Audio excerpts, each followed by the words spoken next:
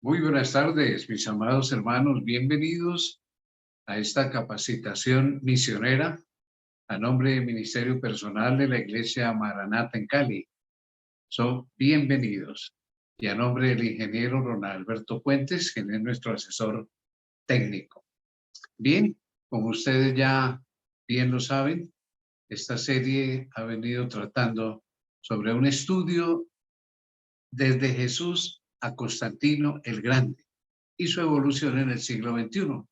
Hemos echado mano de mucha historia patrística para saber cómo fue el crecimiento en la iglesia primitiva y cómo podemos aplicarlo ahora con nuestra iglesia moderna. Bien, entonces, sin más preámbulos, vamos a pedir la bendición de nuestro Dios. Padre Celestial, qué lindo es dedicar estos minutos para estudiar la historia de tu iglesia, la metodología que tú diseñaste para esos tiempos y cómo aplicarla para nuestros tiempos presentes. Quédate con nosotros, Santo Espíritu de Dios. Te lo pedimos en el nombre amado de Jesús. Amén. Amén. Bien, la continuación hoy de nuestra lección 6, la segunda parte, la estructura del crecimiento, todo miembro involucrado. Vamos, ante todo, entonces, a realizar un pequeño repaso de lo que fue nuestro tema anterior.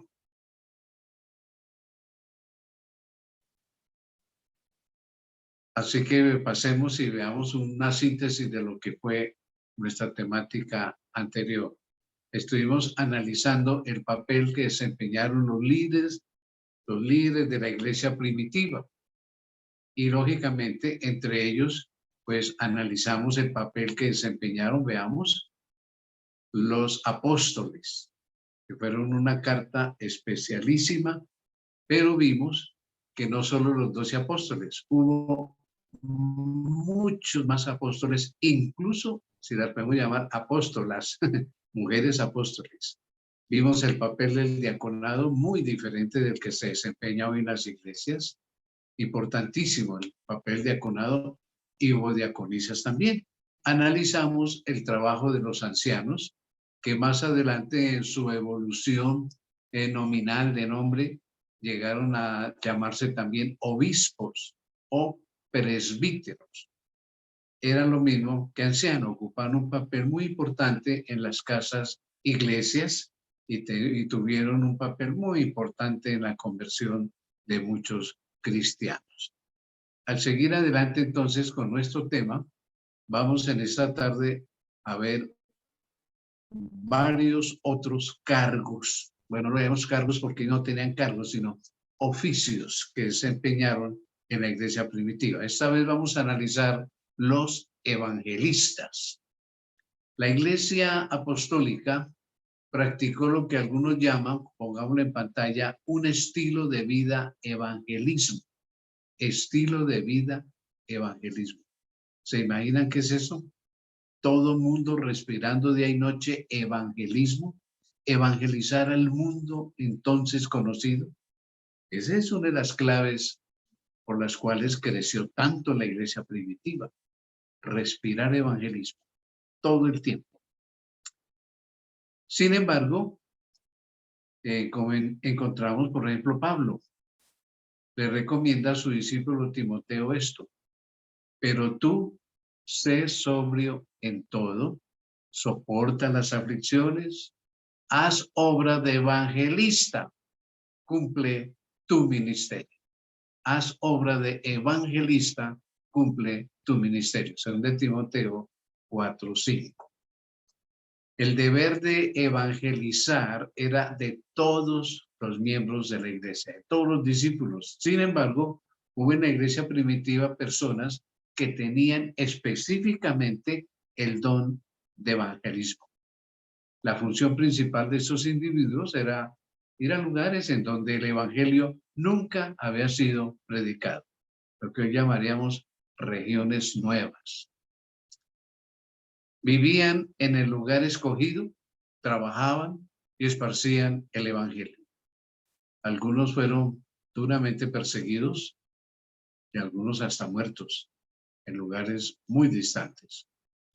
A diferencia de los apóstoles, los evangelistas los limitaba el área geográfica de trabajo. Mientras tanto, un apóstol tenía autoridad en todas las iglesias, en lo administrativo y en asuntos prácticos. Un evangelista, pues, solo se limitaba a anunciar las buenas nuevas en los lugares asignados por las congregaciones locales. Algo muy parecido sucede hoy con los que son nombrados evangelistas en las asociaciones, aún en las uniones.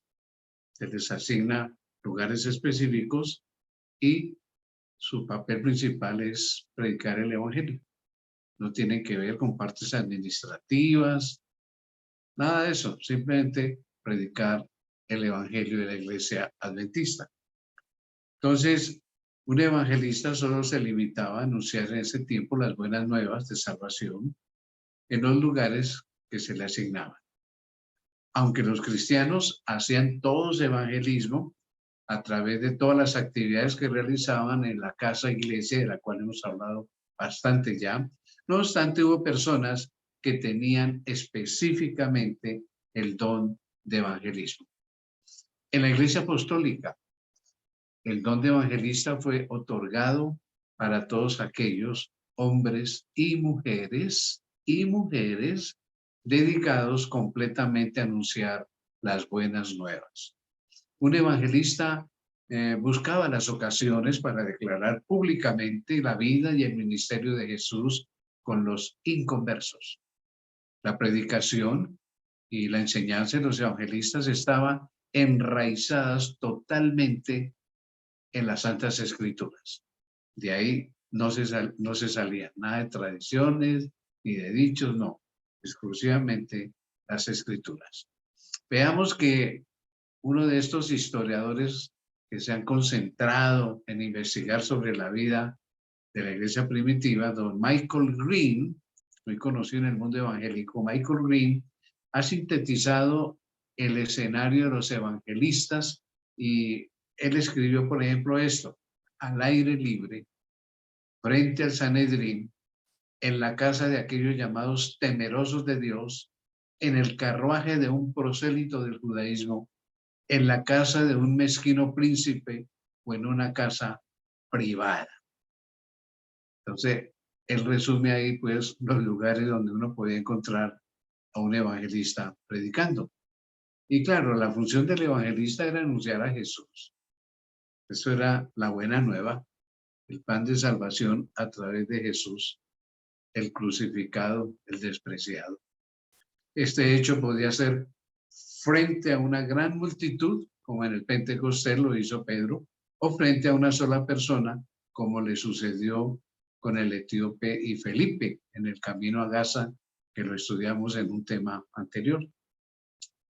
Desde el inicio del cristianismo, el trabajo de evangelismo fue reprimido. No es que fuera carta abierta, no, señor. Primero por los judíos, luego por las autoridades romanas, pero siempre hubo oposición. Los evangelistas aprovechaban cualquier situación para compartir las enseñanzas de Cristo, aunque esto pusiera en peligro su integridad física. El libro de Hechos, por ejemplo, nos cuenta lo que pasó con Pablo. Miremos, mientras él anunciaba las buenas nuevas, casi en todas las ocasiones tuvo un final trágico. Esto lo leemos en el libro de Hechos.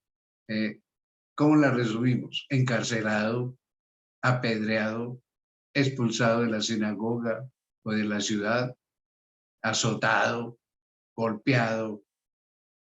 Tremendo, tremendo. Esa era la cosecha del apóstol Pablo por ser un evangelista.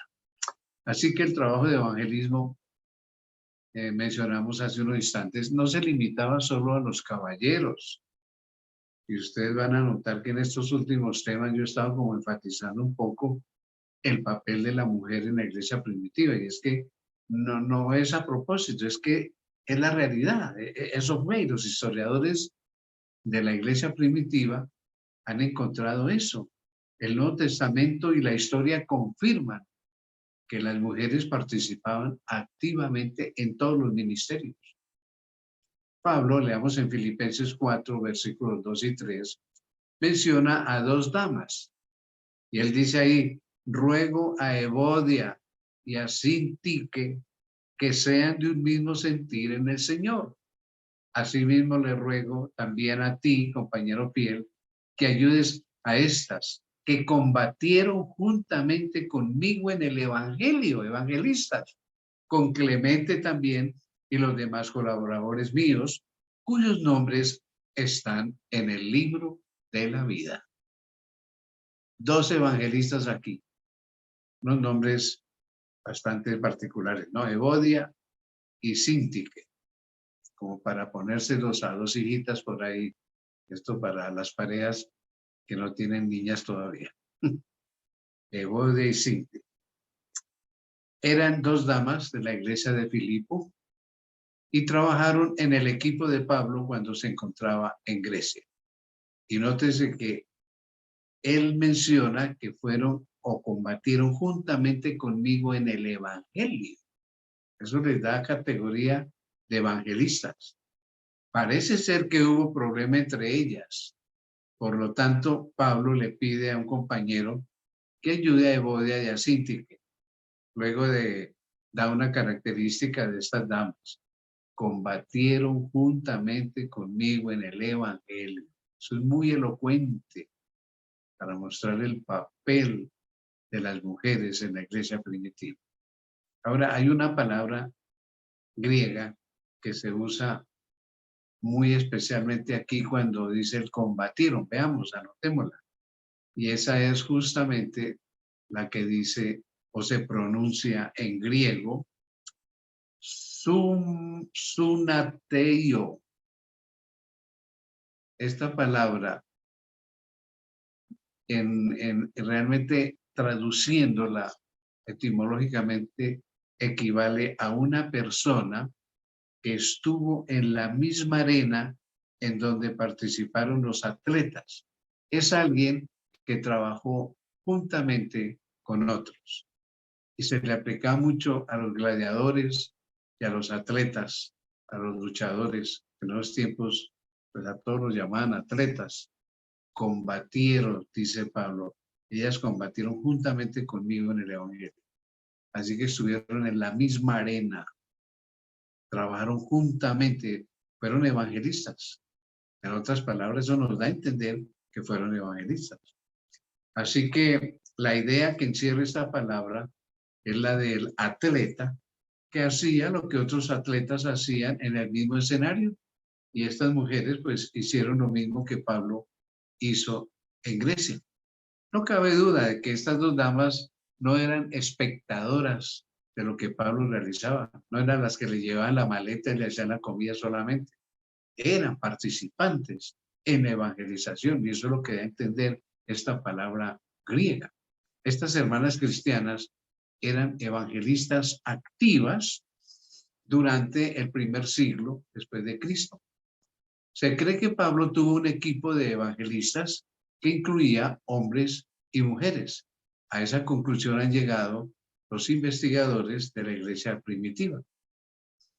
En la carta a los romanos, leamos, Pablo menciona mujeres prominentes que hicieron la obra de evangelismo. Por ejemplo, en Romanos 16:3 se menciona a María, a Priscila se la menciona en Romanos 16:3, a María en Romanos 16:6, a Trifena, Trifosa y Pérsida, que nombres tan lindos, ¿no? En Romanos 16:12. Por lo menos aquí hay 5 mujeres mencionadas en el trabajo del evangelismo. Y hubo muchas mujeres evangelistas anónimas en la historia del cristianismo, que lógicamente no fueron anotadas en el libro de Hechos de los Apóstoles, pero dejaron huella en muchos lugares del imperio greco-romano por su valentía, por su coraje al compartir su fe con otras personas.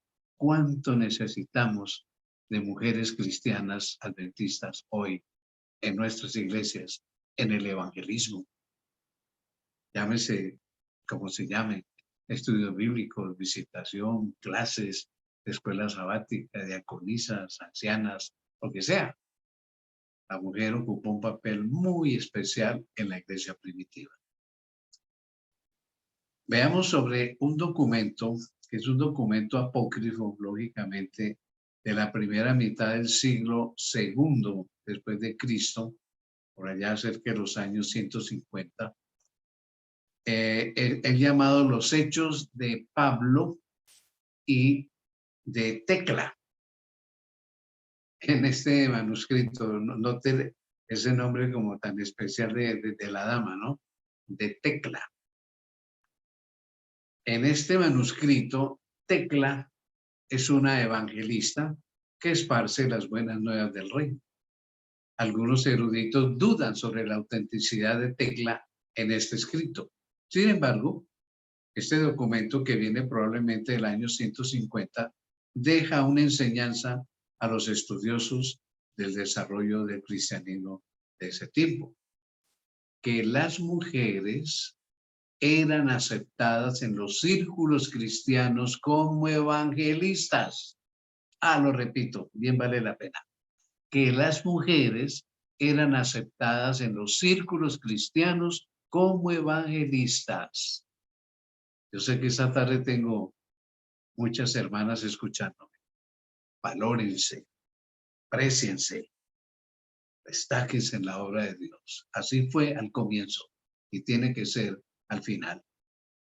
Pero aconteció con los ancianos, con el correr de los años, que las mujeres evangelistas de la casa iglesia fueron desplazadas poquito a poco y acomodadas a conveniencia de los líderes varones dentro de la impenetrable estructura de la iglesia institucionalizada, como vamos a ver en temas próximos, cuando ya lleguemos al siglo IV con Constantino. Ahí sí fue cierto.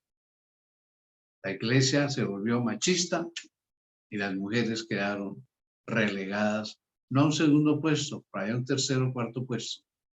Y en la iglesia católica, mucho más. Se enterró el talento evangelístico de las mujeres.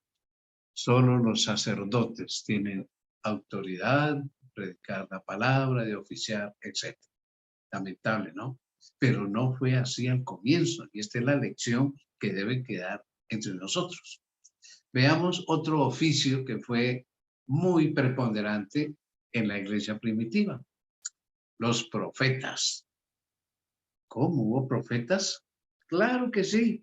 La Iglesia Apostólica siguió el patrón del Antiguo Testamento en lo que se refiere a reconocer a los profetas enviados por Dios con un mensaje especial para su pueblo, y fue en los momentos cuando más lo necesitaban las iglesias. Generalmente se piensa que un profeta era aquella persona que tenía como única misión predecir el futuro inmediato o lejano. No, no. En la Biblia uno encuentra el profeta amonestaba, enseñaba, reprendía. Y lógico, pues daba vaticinios del futuro por orden de Dios. Pero su oficio era bastante complejo. Sin embargo, un análisis ahora de la época veterotestamentaria, o sea, del Nuevo Testamento, indica lo contrario a lo que generalmente se piensa sobre los profetas. Pongamos la pregunta: ¿cuál era la función del profeta en los siglos antes del Nuevo Testamento? Para que hagamos un contraste. Tenemos nosotros que hay un investigador erudito del Antiguo Testamento en el mundo evangélico, no es adventista, pero bien vale la pena estudiar sus escritos. Él se llama Gleason Archer Jr. Gleason Archer Jr. Este erudito dejó estigmatizada, anunciada la función del profeta en 4 puntos que los hemos resumido en los siguientes. Número 1. Él dice: el profeta tenía la responsabilidad de animar al pueblo a confiar solamente en la misericordia de Jehová, y en el poder de Dios, antes que en los méritos humanos o en el poder de las naciones aliadas. Esto lo dice un investigador muy concienzudo del Antiguo Testamento. El profeta anima al pueblo a confiar en Dios. Segundo, el profeta era el responsable de recordarle a los individuos que la seguridad y las bendiciones de Dios estaban condicionadas a la obediencia al pacto. Eso lo encontramos nosotros con Isaías, Jeremías, Ezequiel, casi todos los profetas menores. Esta fidelidad involucraba convicción doctrinal y sincera sumisión a la voluntad humana a Dios, porque este hecho los guiaría a vivir una vida buena, bendecida. Tercer punto que expone Archer en sus escritos. El profeta debía animar al pueblo de Israel con respecto a afrontar el futuro y sobre todo consecuencias, ¿no? Y en cuarto término, dice acá nuestro erudito, la profecía dicha por el profeta debía ser verificada con hechos concretos para saber si esta predicción venía de Dios, según lo que decía Deuteronomio 18:18. Como es sabido, Deuteronomio a través de Moisés dice, si el profeta hablare en nombre de Jehová y no se cumpliese lo que dijo, ni aconteciese, es palabra que Jehová no ha hablado. Con presunción la habló el tal profeta. Tremendo, ¿no? No tengas temor de él. Entonces, aquí Archer dice que lógicamente tenía que ser verificado siempre lo que decía el profeta para ser aceptado como un profeta de Dios. Como es bien sabido, en los tiempos del Antiguo Testamento, pues hubo profetas que no hablaron nada del futuro, ni dejaron nada escrito. La Biblia menciona varios. Sin embargo, el pueblo de Israel los consideró profetas porque tenían un mensaje de Dios. Algunos de ellos, considerados profetas y que no escribieron, fueron Abraham. Veamos la lista, no sé si la coloqué, creo que no. Abraham, Elías, Moisés, Eliseo y otros. A ellos el Antiguo Testamento los consideró profetas y tanto Abraham como Elías y otros no dejaron algún escrito. Así que ese no era un requisito para ser reconocidos como profetas. Es importante estudiar cómo aparecen los profetas ya en la era apostólica para entender su función dentro de la casa iglesia. Si hay alguien que por primera vez asiste a ese tema, quiero explicarle que ya lo hemos hecho por temas anteriores, que es que en la iglesia primitiva se encuentra, nunca se construyeron iglesias. Esto vino a ser ya es a partir del siglo IV. Por eso se dice casa-iglesia. Las casas se convirtieron en iglesias, los grupos familiares se convirtieron en iglesias. Entonces, ¿cuál fue el papel del profeta dentro de la casa-iglesias? El libro de Hechos presenta lo que le sucedió a la iglesia de Palestina después de la muerte de Esteban. Leámoslo. Y Saulo consentía en su muerte. Oye, en aquel día hubo gran persecución contra la iglesia que estaba en Jerusalén y todos fueron esparcidos por las tierras de Judea y de Samaria y Palestina, salvo los apóstoles. Esto está en Hechos 8:1. En otras palabras, la iglesia que Jesús fundó desde el Pentecostés hasta la muerte de Esteban se circunscribió, se limitó a Jerusalén y sus contornos. Sin embargo, después de la muerte de Esteban, hubo una gran persecución, la cual obligó a los discípulos a salir de Jerusalén y sus alrededores. No siempre la persecución trae consecuencias negativas. Para mí, en este caso, fue positivo, porque el evangelio se esparció. Los creyentes se dispersaron, pero el evangelio trascendió a Samaria y al resto del mundo grecorromano. Qué bendición de Dios. Así que no nos quejemos cuando tengamos que salir de nuestro nido.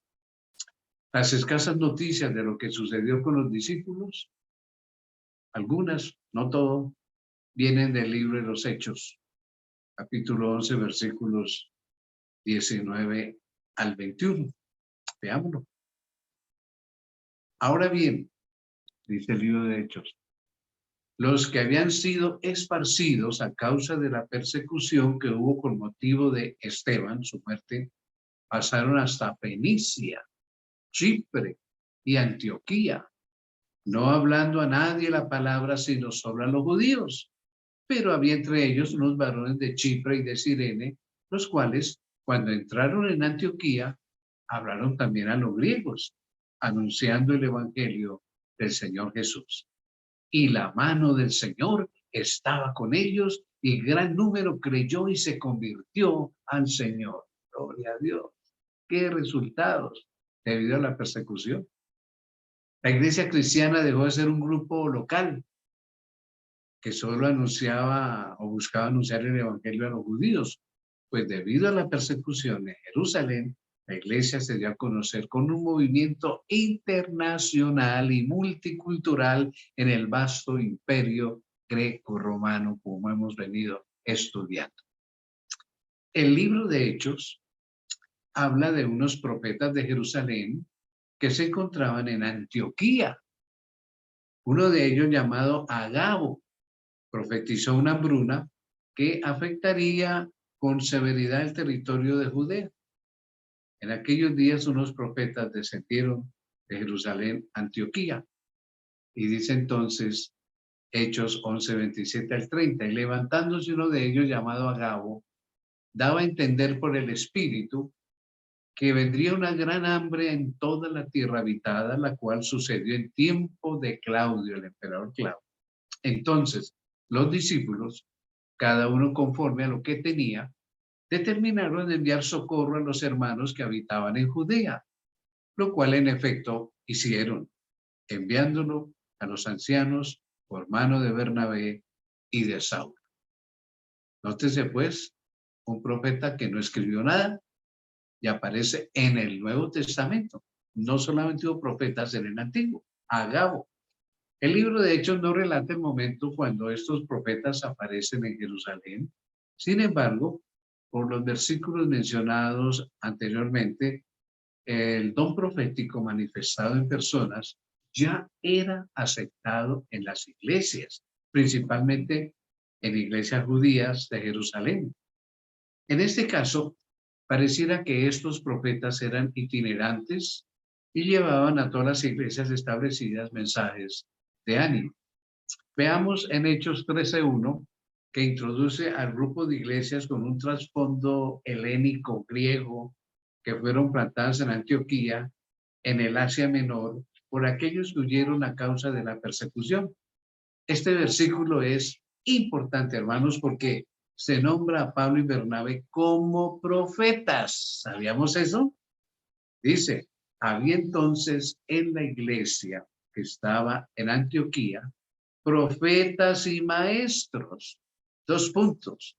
Bernabé, Simón, el que se llamaba Níger, Lucio de Cirene, Manaén, el que se había criado junto con el tetrarca, y Saulo. ¿Cómo les parece este grupo de profetas? Bernabé, Simón, Lucio de Cirene, Manaén y Saulo de Tarso, Pablo. Profetas. Dios les dio el don de profecía. Así que esto no es nuevo en el Nuevo Testamento, valga la redundancia. Con la conquista de nuevos territorios para Cristo, tanto en Palestina como fuera de ella, los 12 apóstoles y los 7 diáconos dejan de estar en primer plano, obvio. Pues ahora la iglesia adopta otros oficios, los que hemos venido estudiando, oficios que ayudarán en el crecimiento y la consolidación de los cristianos en las casas e iglesias, diseminadas por todo el Imperio Romano. Desde este momento en adelante, entonces la iglesia acepta a todos aquellos que tenían el llamado y el don de profetizar. ¿Por qué nos extrañamos que hoy tengamos don de profecía? Y además eso está profetizado. La Iglesia Apostólica no discriminó el don de profecía. No, pues se habla de mujeres y hombres con ese don. Ah, mujeres también. Claro. Vamos a leer de Hechos 21, 8 y 9. Dice, al otro día, saliendo Pablo y los que con él estábamos, fuimos a Cesarea. Y entrando en casa de Felipe el evangelista, que era uno de los siete diáconos, posamos con él. Este tenía 4 hijas doncellas que profetizaban. 7 profetisas ahí nada más. ¿Qué les parece? Quizás la pregunta es la siguiente. Coloquémoslo en pantalla.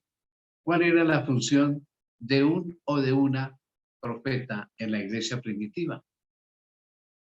Bueno, al igual que en el Antiguo Testamento, no todos los profetas predecían el futuro.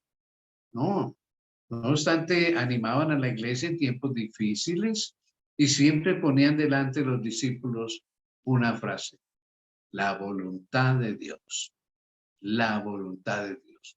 Un ejemplo de la función de los profetas en la iglesia apostólica está registrado en Hechos 15, 32. Leámoslo. Y Judas y Silas, como ellos también eran profetas, ¿cómo les parece? Más profetas. Y Judas y Silas, como ellos también eran profetas, consolaron, vea el papel del profeta, consolaron y confirmaron a los hermanos con abundancia de palabras. Qué lindo. Y pasando algún tiempo allí, fueron despedidos en paz por los hermanos para volver a aquellos que los habían enviado. Mas a Silas le pareció bien quedarse allí. Consolaban y confirmaban a los hermanos. Qué papel tan lindo de esos profetas. Los profetas en la iglesia primitiva eran tenidos en gran estima. Sin embargo, la casa iglesia fue entrenada para distinguir a un falso profeta del verdadero, porque así como había verdaderos profetas, Satanás siempre levanta lo contrario, ¿no? Falsos profetas. En algunos casos, un profeta era como un predicador itinerante, iba a todos lados y visitaba las casas iglesias con mensajes extraídos de la palabra de Dios. Aunque algunos creen que posteriormente el profeta pudo haber sido el líder máximo de una casa iglesia, este hecho no ha sido confirmado en la historia de la iglesia. No se ha encontrado ningún documento al respecto. El profeta no solo anunciaba el mensaje de Dios, a la vez enseñaba al pueblo cómo hacer la voluntad de Dios. Esa es la razón por la cual algunos ven a los maestros como un sinónimo de profetas. Una de las clases o de las claves para identificar a un profeta verdadero de un profeta falso fue, está en pantalla, ver si su vida y los hechos de su conducta estaban en total acorde con la voluntad de Dios. Por sus frutos los conoceréis. Su conducta estaba en total acorde con la voluntad de Dios.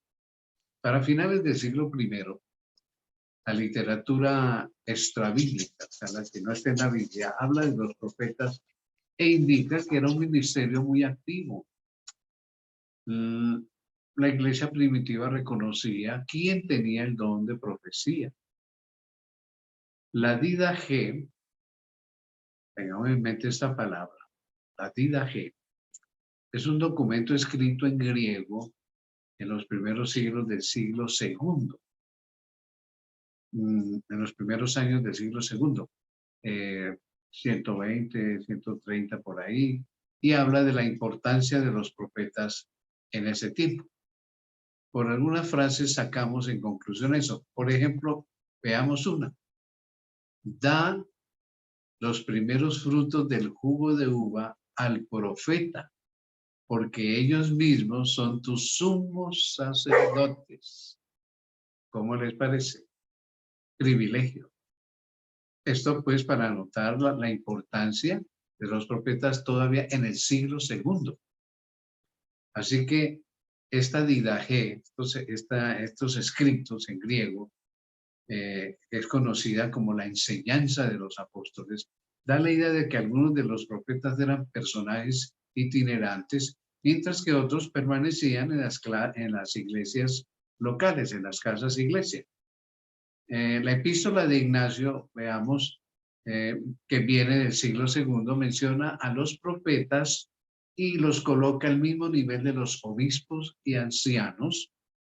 Ignacio, que es otro de los escritores cristianos de comienzos del siglo segundo, en una carta que escribe a las iglesias de Filadelfia, menciona a los obispos, apóstoles y profetas en el mismo nivel de autoridad.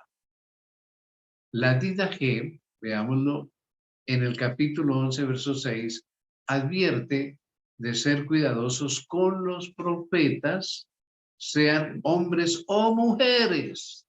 Vaya, vaya. Porque si estos piden plata como remuneración, no son auténticos, sino falsos profetas. Entonces, ese oficio de profeta era muy importante.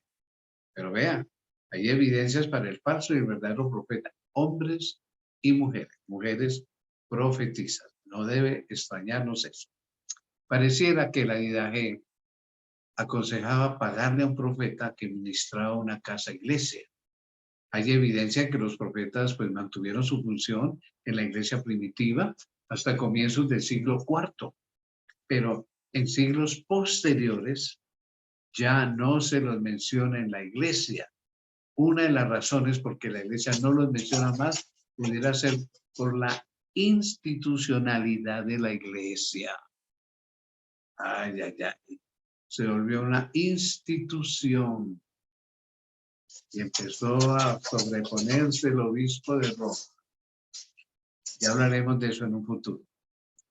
Veamos otro oficio importante que ya lo hemos mencionado, pero sin enfatizarlo, los maestros en la iglesia primitiva. La iglesia primitiva necesitó de maestros. ¿Para qué? Pues para preservar y transmitir la integridad de sus creencias y a la vez para consolidarlas en la vida práctica de los discípulos. Los maestros cristianos no eran como los rabíes judíos en los tiempos del inicio de la iglesia apostólica, no. Ellos exigían de sus alumnos completa sumisión, si eran los rabinos. Veamos que de acuerdo con el judaísmo, al discípulo se le advertía: respeta y reverencia a tu maestro como respetas y reverencias al cielo. Eso exigían los rabinos judíos. Respeta y reverencia a tu maestro como respetas y reverencias al cielo. Un poquito exagerado, ¿no? En la iglesia temprana, ser maestro era un don otorgado por la gracia de Dios a un discípulo o discípula para equipar a los santos para el ministerio, para el servicio. Los maestros, mis hermanos, eran individuos carismáticos con un don sobrenatural. Algunos comentaristas creen que cuando Pablo menciona en Efesios 4:11, pongámoslo en pantalla, pastores y maestros, implica que la misma persona ha de desempeñar ambas funciones, pastor y maestro.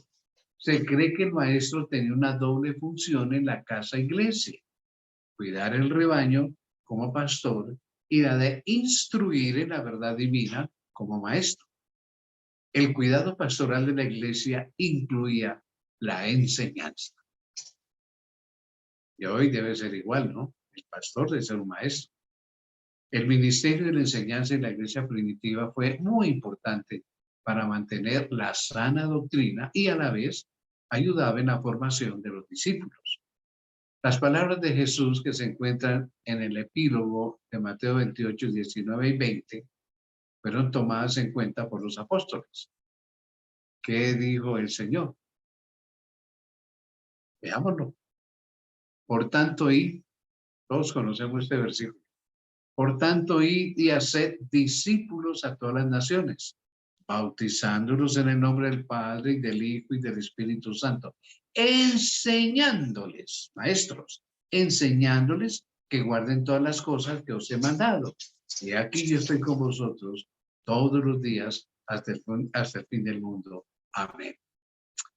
Después del Pentecostés, la iglesia le dio mucho énfasis a la enseñanza.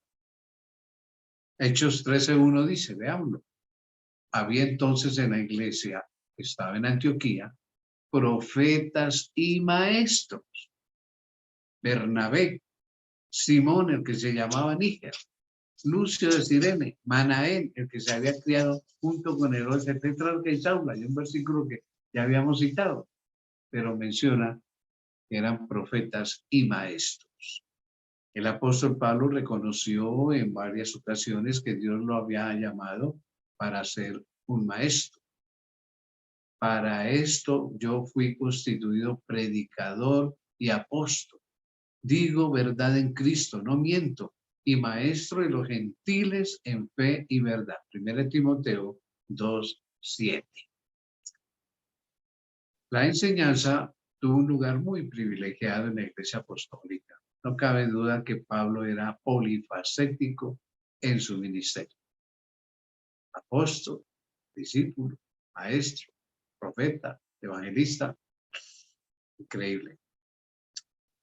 Hay un erudito en el Nuevo Testamento, que habíamos citado antes, era erudito en el Antiguo Testamento, pero esta vez don Oscar Cullmann, no es adventista, pero es de esos investigadores evangélicos muy prominente, describió el papel del doctor o maestro en la Iglesia Apostólica. Y en un párrafito aquí colocamos lo que él dice, y aprecie.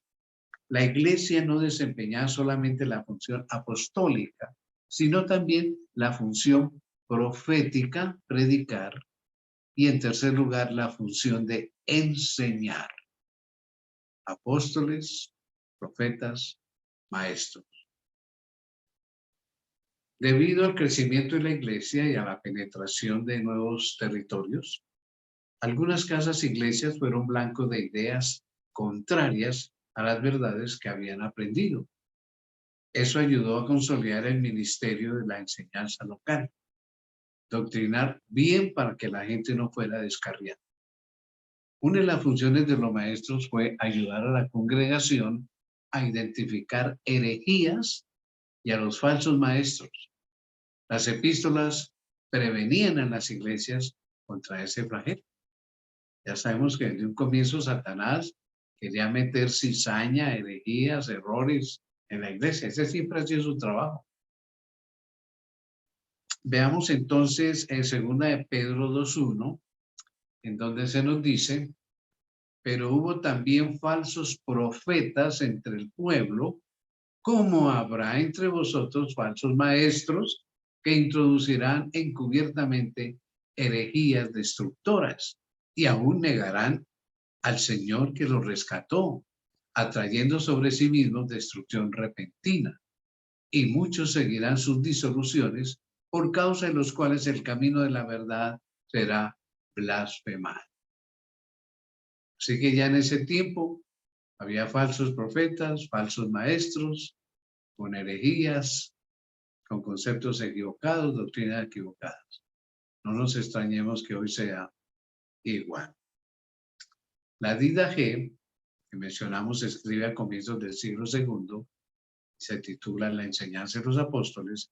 En el capítulo 6 y versículo 1 aconseja, sé vigilante para que nadie te haga fluctuar del camino del cual has sido enseñado. La segunda epístola de Clemente, que más que un sermón es una carta de principios del siglo II y llama la atención en contra de los falsos maestros y sus enseñanzas. Clayton Jefford, que es otro historiador de esos tiempos primitivos, cree que estas enseñanzas eran docetistas y la de los gnósticos. Ya esas creencias pululaban por esos tiempos. Un maestro vigilaba las herejías y alertaba a los discípulos para no dejarse arrastrar por estas creencias. Además, enseñaba a la iglesia cómo conducirse en la sociedad. Un prominente erudito del siglo pasado,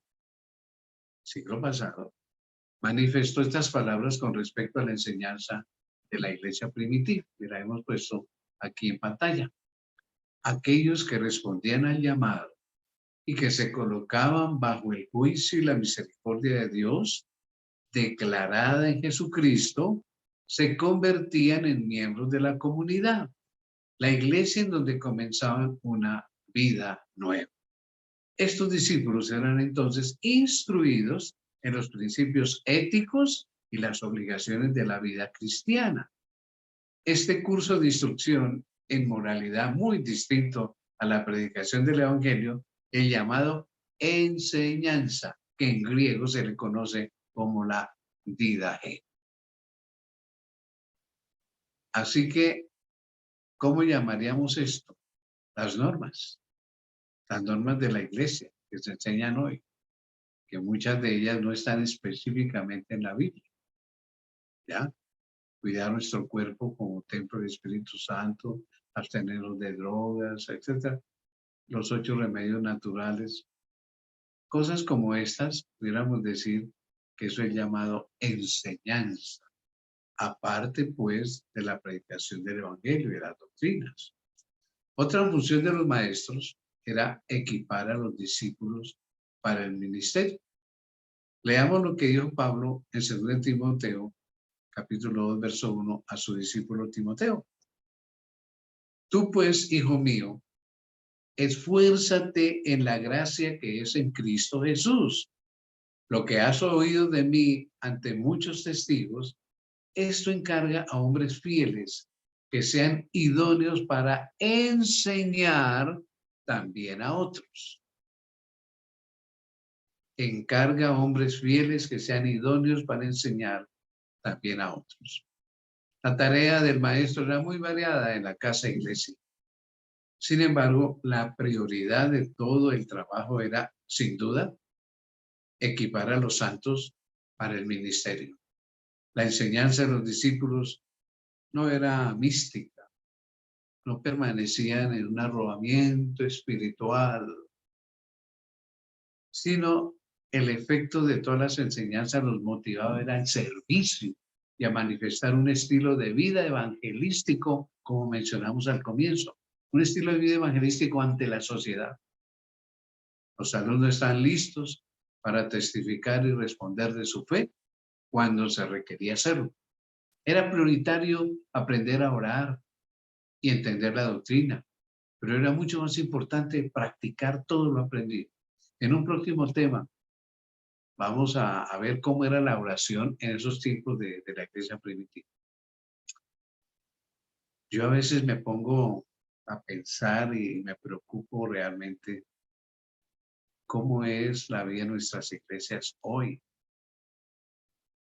Hay iglesias donde sí, muy lindas las predicaciones, todo, pero el servicio, la obra evangelística, ¿qué? Y ahora con lo de la pandemia, que la gente se encerró en casas, que ya casi no vamos a la iglesia, peor. El servicio, la testificación, responder por nuestra fe, ¿qué? ¿Qué pasó? Grave, ¿no? En la iglesia primitiva no era solamente andar místicamente y en semanas de oración, no, era aprender cómo testificar, cómo evangelizar. Ya lo hemos estudiado en otros temas. Los que tenían en el tiempo primitivo el don de la enseñanza estaban entrenados para ser apóstoles, para formar nuevos líderes. Ese es nuestro papel en la iglesia. Esa fue la razón por la cual la casa iglesia no era un lugar de entretenimiento, sino un centro de entrenamiento. La iglesia no solo los formaba, sino también les proporcionaba las herramientas para trabajar. Les daba la oportunidad de practicar lo aprendido en el área geográfica en donde se localizaba la congregación. ¿Podía una mujer enseñar? Claro que sí. Desde el Pentecostés hasta aproximadamente el año 150 después de Cristo, el ministerio de la enseñanza en casi todas las áreas geográficas era para mujeres y hombres. Algunos ejemplos sacados del Nuevo Testamento pues nos muestran tanto a damas como a caballeros enseñanza. Veámoslo. Veámoslo de Hechos 18, 24 al 26. Llegó entonces a Éfeso un judío llamado Apolos, natural de Alejandría, varón elocuente, poderoso en las escrituras. Este había sido instruido en el camino del Señor y siendo de espíritu fervoroso, hablaba y enseñaba diligentemente lo concerniente al Señor, aunque solamente conocía el bautismo de Juan. Entonces comenzó a hablar con denuedo en la sinagoga. Pero cuando lo oyeron Priscila y Aquila, le tomaron parte y le expusieron más exactamente el camino de Dios. Las veces aparte, dice, le tomaron aparte y le expusieron más exactamente el camino de Dios. Las veces que se menciona esta pareja en el Nuevo Testamento, Priscila y Aquila, es Priscila la que está al frente, es quien lleva la palabra. En este caso, es ella la que enseñaba. Se cree que Priscila y Aquila llevaron a Apolos a su casa, en donde operaba una casa iglesia, y allí le instruyeron en el bautismo del nuevo pacto. Del año 150 en adelante, la literatura de algunos padres de la iglesia y la de los apologistas se llama a los defensores de la fe, se opone a que la mujer enseñe en público, grave. O sea, que enseñe en una casa iglesia. Ay, no. Hasta ahí llegamos con eso. Coloquemos en pantalla que Orígenes de Alejandría, a finales del siglo II, él declaró y dijo, es un acto vergonzoso que una mujer hable en la iglesia. Imagínense eso. Un acto vergonzoso que una mujer hable en la iglesia, solo por venir de la boca de una mujer. No importa lo que diga, aun cuando exprese cosas excelentes o santas. Caramba, qué cosa, qué ridículo esto, ¿no? Ahora, veamos que Juan Crisóstomo del siglo IV, ya muy cerquita de Constantino, se resistía a escuchar a una mujer hablar en público. Por eso dijo, acepta tu servidumbre porque tú no sabes cómo gobernar. Eso decía de una mujer, acepta tu servidumbre, sierva, sirvienta, porque tú no sabes cómo gobernar. Grave estas declaraciones. Es totalmente increíble lo que dicen algunos padres primitivos en cuanto a la participación de la mujer en la casa iglesia. Espero que estas inquietudes nos queden. Al final vamos a hacer una buena aplicación de ellas. Por hoy dejamos así. Vienen algunos temas muy importantes que yo quiero que usted no se los pierda, porque es que el final de esta serie va a ser muy importante para todos nosotros. Entonces, quisiera ya, al finalizar esto, pues anunciarles nuestro próximo tema, la lección 7, la estructura del crecimiento, todo miembro involucrado. Es una continuación de lo que hemos venido estudiando. Hay varias cosas muy importantes de la iglesia primitiva que tenemos que aprender. Así que están invitados para dentro de una semana volver otra vez a escuchar esta serie. Recordemos que nuestros temas están siendo subidos a YouTube. Usted los puede encontrar con el título justamente del estudio desde Pentecostés hasta Constantino. Ahí están nuestros temas para que otras personas los puedan escuchar. Entonces, por esta tarde, vamos a terminar ya con una palabra de oración. Gracias, Padre. Gracias, Espíritu Santo, por acompañarnos, por darnos todos estos datos, por estimularnos a ser una iglesia más efectiva, para tu honra, tu gloria y la evangelización de este mundo que perece en la mundanalidad. Danos sabiduría, entendimiento, graba estos principios en nuestro corazón. Muchas gracias por haber estado con nosotros, Espíritu Santo. Lo agradecemos en el nombre de Cristo Jesús. Amén. Amén. Bueno, mis hermanos y amigos, a nombre del Ministerio Personal de la Iglesia Maranata en Cali, a nombre del ingeniero don Alberto Puentes, que siempre nos ayuda, y de este servidor Miguel Ángel Puentes, les deseamos un feliz resto de sábado y una bendecida nueva semana desde ya.